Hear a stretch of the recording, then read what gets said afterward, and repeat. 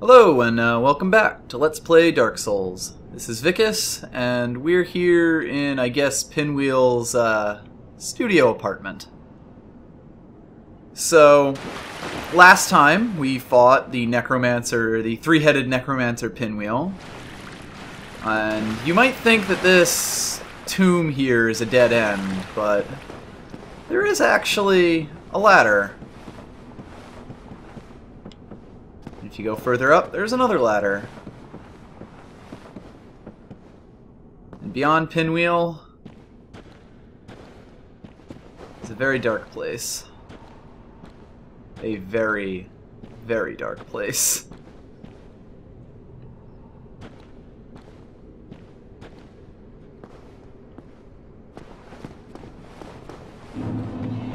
Tomb of the Giants. So if we thought old skeletons were a bit much, new ones, bigger ones, bit worse. So bad, in fact, that I think we don't have business here. Incidentally, there is actually a way back. This is something I didn't discover until, like, I don't know, a few playthroughs later.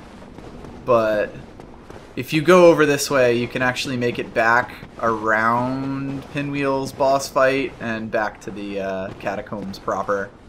But we have a bit of a quicker way to travel. This is one place where homeward bones are super useful. I don't know if I've used one before. I legitimately can't remember, but if I haven't, it just takes you back to the last bonfire that you rested at. Oh, we have a lot of souls. And I'm about to do something where I could lose those souls. Oh, importantly. Oops.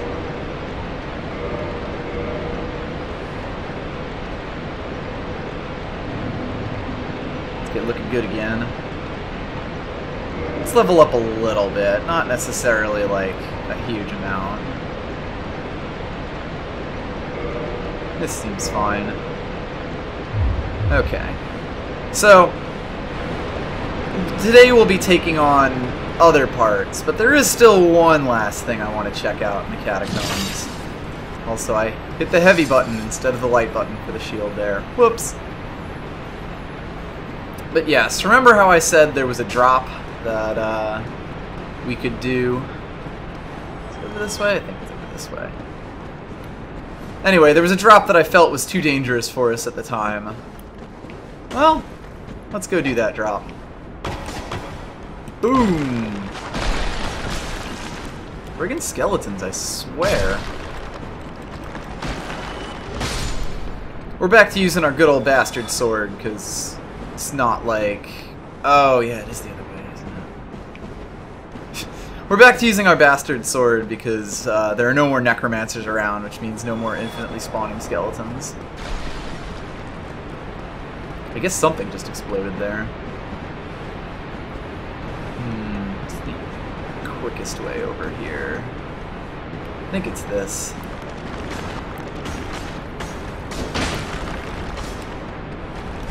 Uh-oh.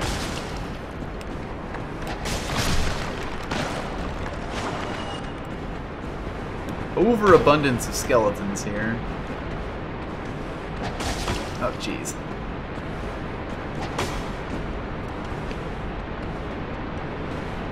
Let's just duck into a corner and play it a little bit safer here.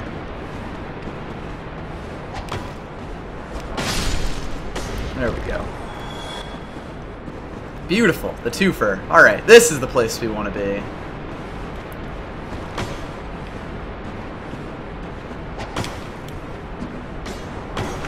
Oop.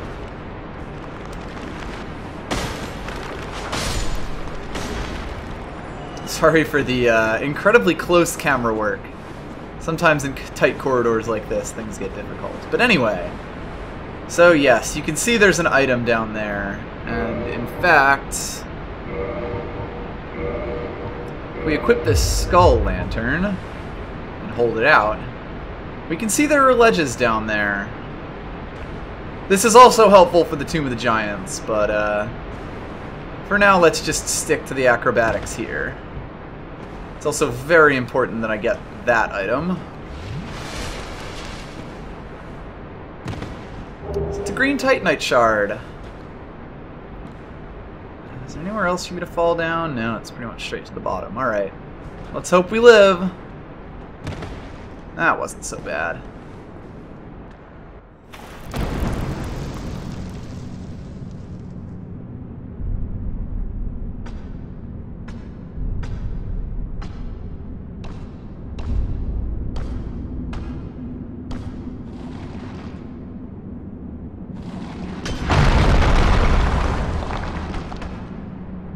Be gone with you. You'll spoil my focus.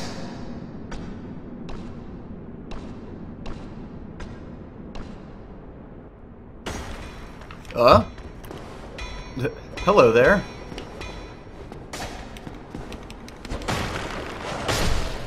Well, now that that's taken care of, this is Vamos. He is, in fact, a blacksmith. We finally found another one. He's also the source of that banging that we heard earlier. Oddly enough. We are all the way at the bottom of the catacombs again. This makes it a pretty quick trip, actually. What's that then? Need some smithing?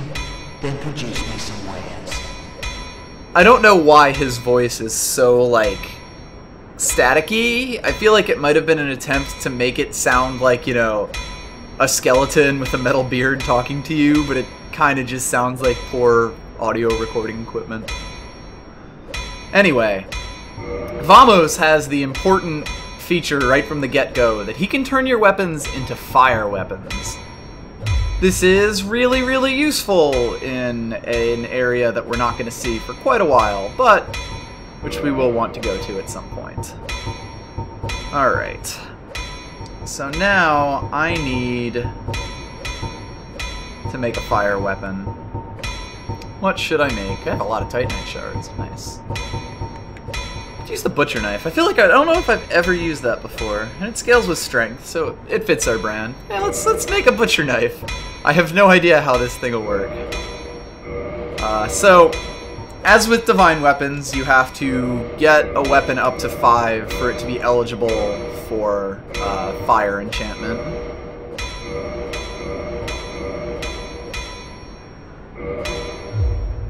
So now that we have this butcher knife plus 5, we can turn it into a fire butcher knife with that green Titanite shard. Which is why it's important that we get one, because I realized I didn't have one. That said, now that we have done that, we actually have the ability with a smithing kit. If we find any other green Titanite, we don't have to take it to him. Only Ascension is necessary, or requires a blacksmith. Got anything interesting to say, buddy? I'm here to smith, not to chit-chat.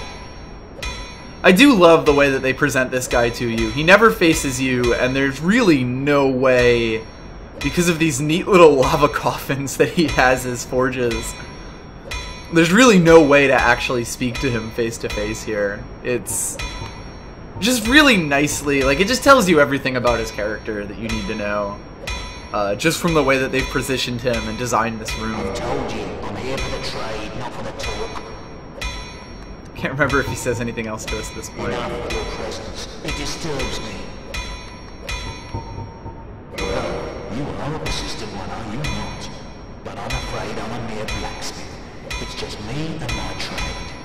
I would be of no help to a righteous warrior such as yourself.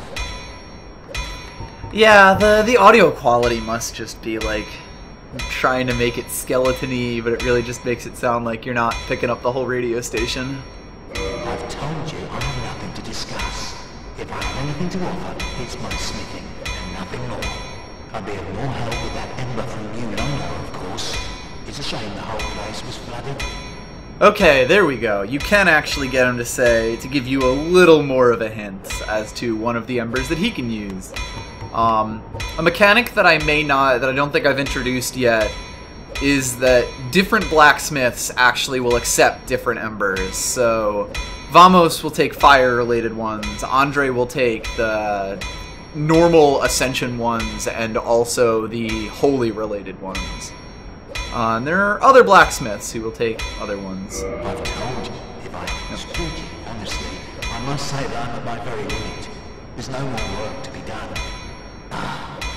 Unless I have the flame of that legendary witch. But that will require a visit to Lost Isolate. Impossible. So Vamos actually has 2 embers you can get for him, but we won't necessarily have the chance till a bit later.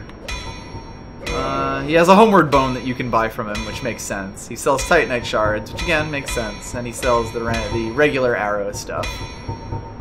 I can't remember if he gets anything more to sell eventually, but he is very much just, I'm here to smith your shit, and that's about it. Let's see. Could up our leggings. Always happy to have a little extra defense. Let's see, we're out of Titanite shards for everything. We do have 1 large shard. Should I use it on that? Okay, my Black Knight sword takes 2. Bastard sword. Yeah, I think we've got enough. Anything else? I've told you, if I have any speaking honestly, but that... Yep. Alright, thank you, Vamos. You will be a huge help to us in like 2 or 3 sessions. If that'll be all, then be gone with you. You'll spoil my focus. So he is a very, very useful bonfire smith because the fire enchantment, along with the lightning enchantment that we'll eventually get, actually removes scaling from your weapon. And what it does is basically replaces it with straight elemental damage. Now, there's a lot of enemies in the game that are quite weak to elemental damage. So it's a really good way to kind of diversify the damage on your character without having to, you know, invest too much in other stats like intelligence or things like that. I like the way the system works, honestly. That said, we are going to homeward bone again and then make our way out of the catacombs because we have another destination in mind today. And there's no way I'm going back out into the bone zone over there. No way, no how. Someone said they wanted to see the reverse trip of the catacombs, so I'll oblige. I'm not going to go all the way from the bottom, but it is a bit weird because you really only ever go this direction sometimes. Boop. Whoop. And I got the backstab. Like, honestly, if you didn't find the bonfire in the middle, odds are your best hope is to just homeward bone to the bonfire at the very start of this place. Frankly, it's the easier way to handle things.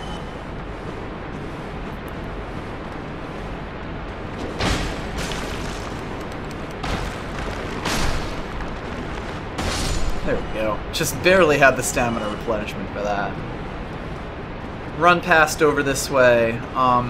You'll find there actually are a lot of, like, things you can do to make the trip easier. Like, the way back has a lot more shortcuts. Like, this hole in the wall here that we actually went through at one point. Which allows us to basically get the hell out of here.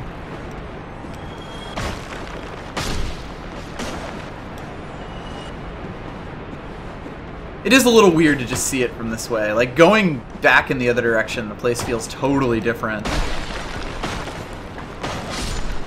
There we go. I think that's all the ones over here. And we're off. After this, there's just the main room with the bonfire. Another thing about all the skeletons here is that because they take so much time to form, you could kind of run away from them if you know, like, which places to abuse your run. Well, I'm glad that skeleton got off the ladder for us. That could have made trouble for us.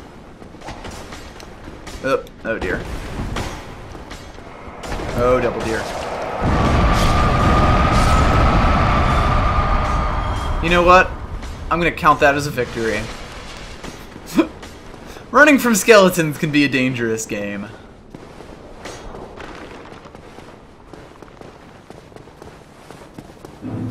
Ah, sunlight. I do love your first shot is of the giant tree over there.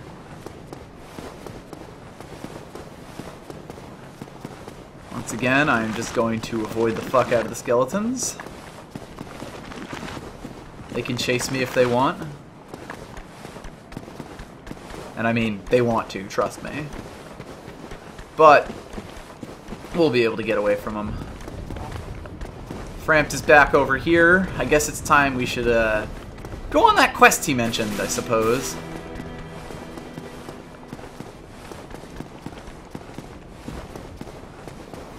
And in order to do that, we're going to have to make our way over to the Undead Parish. And to that gate where we met good old Sigmire.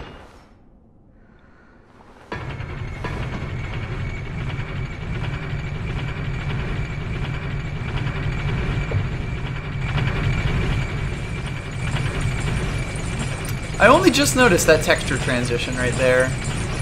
How it basically turns from like the old walls of Firelink to the also old but slightly more polished walls of the Undead Parish. Huh. It's a neat little shift. It's really subtle, because I mean I've been playing this game for... I've played this game several times in the last few years and never noticed it before now. Anywoo. So, when we rung the second bell of awakening, we opened up the gate to Sen's Fortress, which is right over here. Let's make sure we pop in at this bonfire, because if not, we're going to end up back in the catacombs if we die. And, it's not really an if I'm being honest. Sen's Fortress is... I want to say very video gamey in design. It feels like a very video gamey level. And it's really meant to be another big challenge to the player. Sigmire has moved on since the gate was the thing in his way. But it's basically a giant house of traps. And in the story, as Frampt told us, Sen's Fortress is essentially a proving ground for those who wish to come into Honor Londo, who you need to prove yourself worthy. So first things first, you'll notice that I guess we're not putting all our weight on this switch over here. And once we do, it fires out those things. And let me tell you, those bolts do a lot of damage, so you have to watch your step. Secondly, Sneeple. The main enemies of Sen's Fortress are giant snake people. They do a lot of damage. They have powerful grab attacks, but they are vulnerable to backstabs. I would say this is the place where if you're using the Drake Sword that you might not get the same sort of mileage out of it.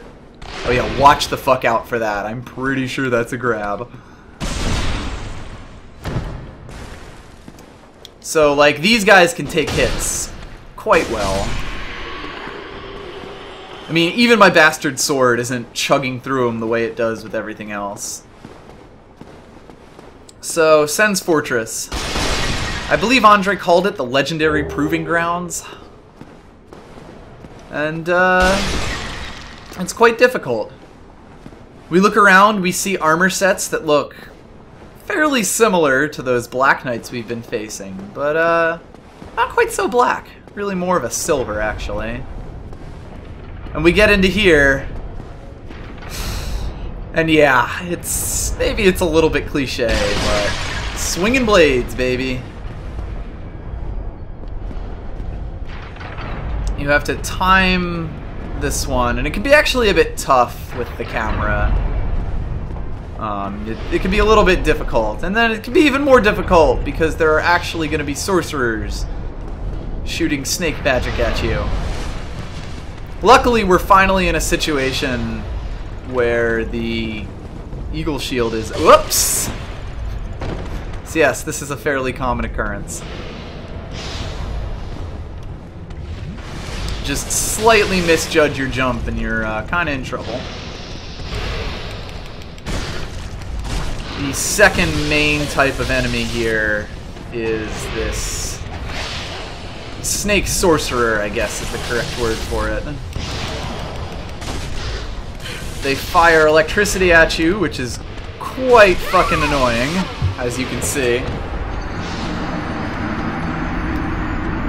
And they actually, I believe, also cause bleed damage with their weapons, so fighting two of them at once is quite difficult. This is really the reason that I kindled this bonfire, by the way. Quite a collection of souls here. Oh, and for the record, even though this bonfire is kindled, we actually have the ability now that we have the Rite of Kindling, to kindle it further so that it can give us 15 or even 20 Estus flasks at a time. The Rite of Kindling is a really, really important item for newer players because it basically gives you a lot more survivability in any given area. If you're having trouble, bringing your Estus flasks up to 20 just makes you a lot tankier. Alright, hello, snake. So one important thing to know about this place is that those traps also hurt the enemies. This is very, very important and useful as far as mitigating some of these encounters go. Nope.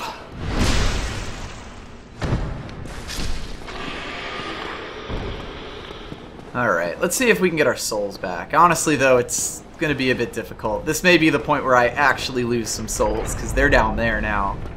Normally, when these axes hit you, they will just knock you straight off and murder you, which will leave your souls up here.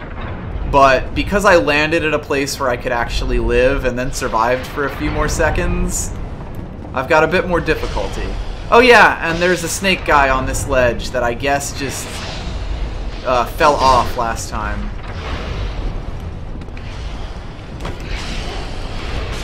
Oh dear. Oh dear. So yeah, they almost grabbed us there, but I think I staggered them out of the animation in the last second. The Eagle Shield is very, very useful here because their attacks bounce off of it. Which is more than can be said for many of the enemies around here. Okay, we don't need this anymore, so let's actually equip our fire hand. Can you lock onto them? Please? No?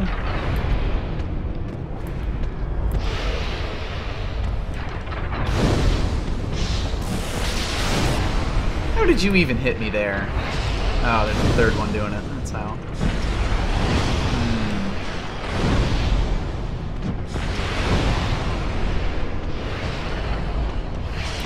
Oh, so you move. That's cheating. This would probably be a good place to show off the binoculars, but I'm like not 100% sure I can even hit them. We just count our bloodstain as dead? Or do we go about this the other way that we might be able to? See, I happen to know that there's a poison swamp down at the bottom of this. Well, actually, not a poison swamp, just a swamp.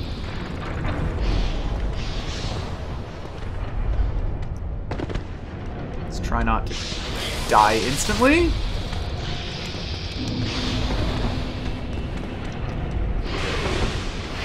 Oh god, there's 3 of them right now?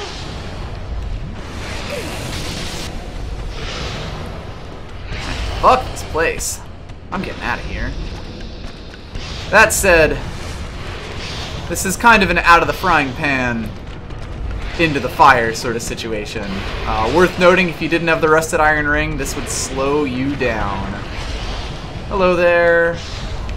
Wait, really? Oh, right, that's another Titanite demon, isn't it? Let's see how we do. There we go. We actually get some damage in on these guys now, so they're not nearly as awful as they were. Plus, we can block their attacks without getting, like, flung.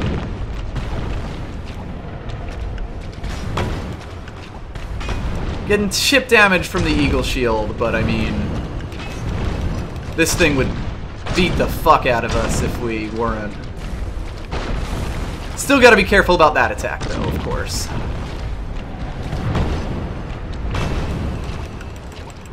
There we go. So yes, the Titanite demons down here are quite a bit easier now that we're kitted out. And also easier because we have the rusted iron ring. If you were slowed down in this place, these guys are awful. Because yes, it is guys plural.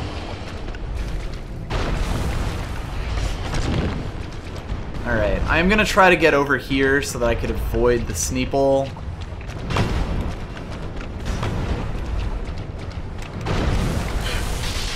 Well, so much for avoiding the Sneeple. Okay, I'm gonna get over here so I can avoid the Sneeple.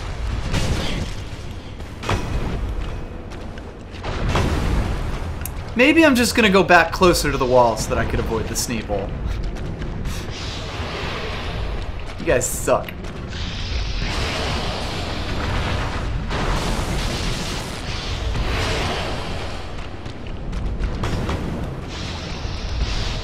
I think having these walls in the way... You know what? Never mind. Oh dear. Sneeples suck.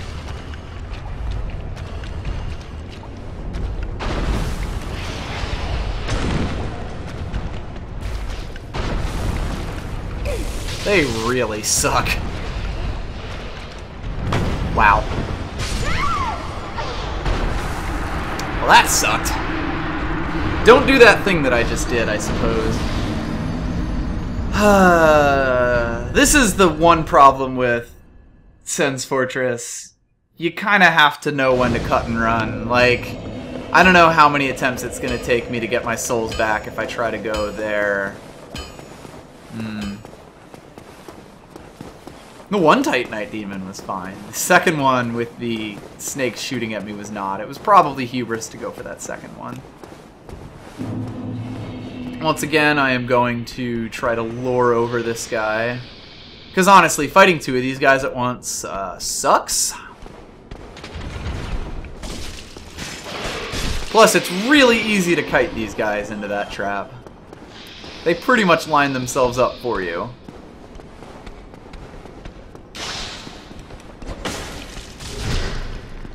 You will notice it takes just 2 shots with my big-ass weapon to stagger these guys, which is important because it can be tough. There we go.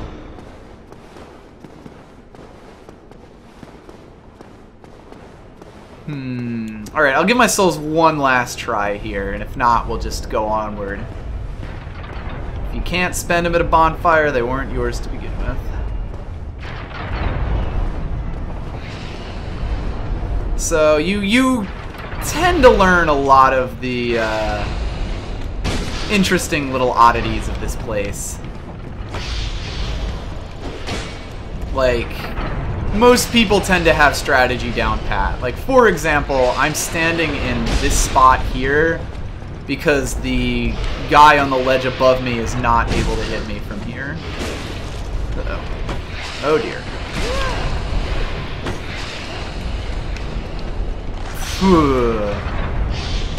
You do have to be real careful, though. Goodbye. Because you do have your back up against a wall, so to speak, when you're fighting this guy. Alright, maybe now I can try with binoculars. So, I don't know if it works quite as well with your god hand, but it's worth a try, right? There they are.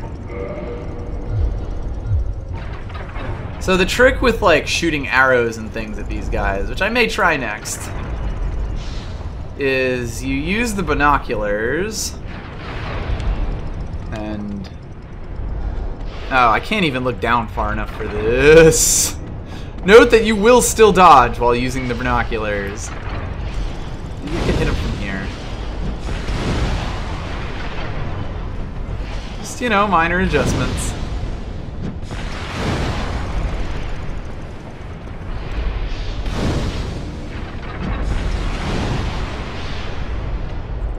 Oh, the God, they're even fucking jumping. God, that's cheating. I'm not even sure why that didn't hit it. It's a bit horseshitty. Alright. Yeah, I think we're just gonna do our best to avoid them and try not to die. Let them shoot out. And then it might just be best. Does this guy respawn? I can't actually remember if the demons down here respawn. I don't believe they do. Yeah. Alright. God, so much electricity.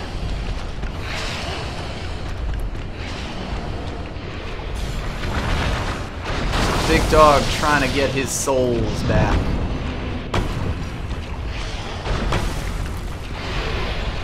Alright. There is one more scenic destination around here somewhere.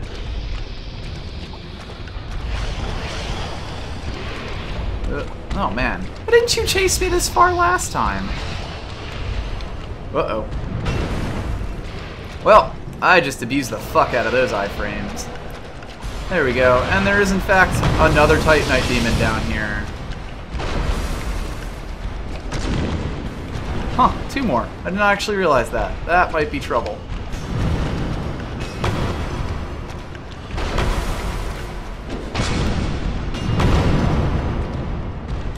Yeah, I'm not being very good about keeping my shield up here.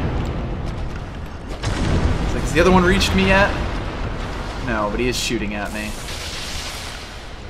Boy, rocking a hard place here. I think I may just leave this. Ow!